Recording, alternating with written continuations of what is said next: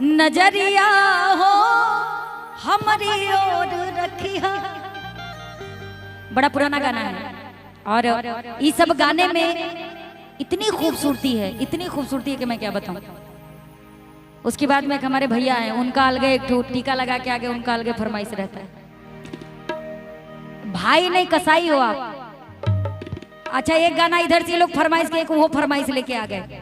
देख लो भैया, half note जरा कम कर लो, हाफ नोट कम कर लो। हाँ, क्योंकि मैनेज करके गाएंगे। हाँ, एगो मेहरारू अपना सैया जी से कहते हैं। ये गाना बड़ा पुराना धुन है, मालूम है कौन सा? नजर लागी राजा तोरे बंगले पे। उसी धुन पे ये शारदा सिन्हा जी ने गाया।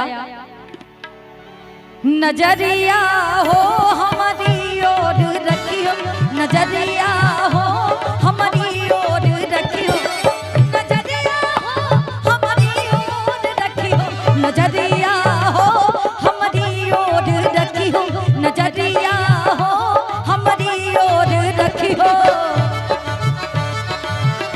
बैठ बैठ बैठ।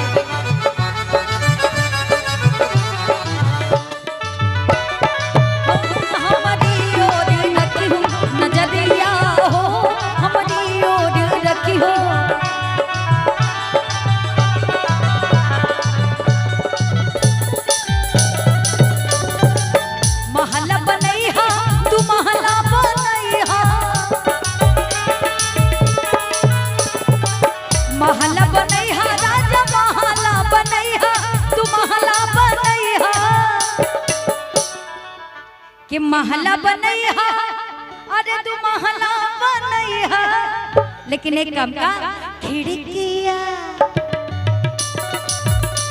खिड़किया हो हमारी ओर रखिया, खिड़किया हो हमारी ओर रखियो, खिड़किया हो हमारी ओर रखियो, खिड़किया हो हमारी ओर रखियो, खिड़किया हो हमारी ओर रखियो।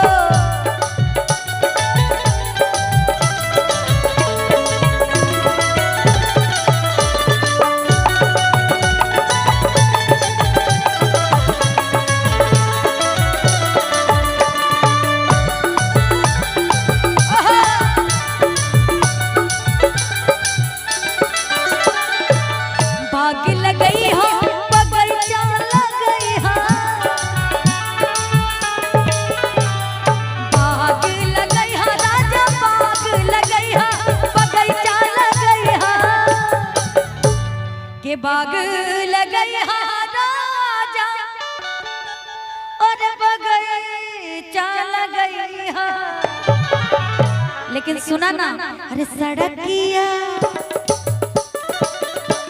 सड़किया हो हमारी ओर रखियो, सड़किया हो हमारी ओर रखियो, सड़किया हो हमारी ओर रखियो, सड़किया हो हमारी ओर रखियो, सड़किया हो हमारी ओर रखियो।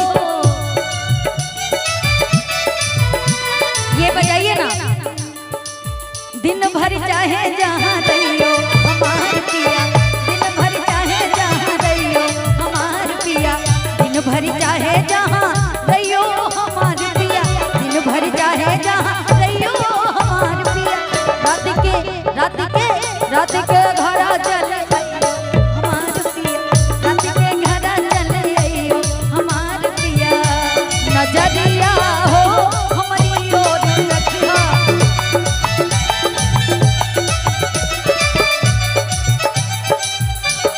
और अपने सैया जी से कहा तारी, पटना घुमई हा बनारस घुमई हा, पटना घुमई हा राजा, पटना घुमई हा बनारस घुमई हा। कहा तारी कि पटना बनारस आप अकेले चले जाइएगा, कि पटना घुमई हा बनारस घुमई हा। ए जी सुनी ना, कलकत्ता कलकत्ता हो हमरे संग चलिया, कलकत्ता हो हमरे संग चलिया।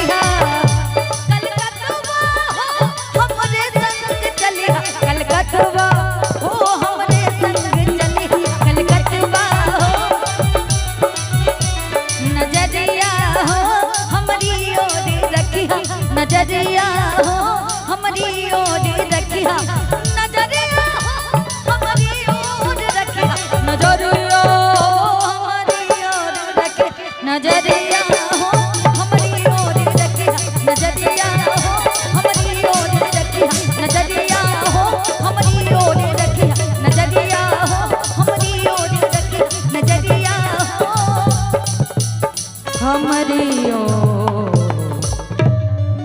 रखी हो।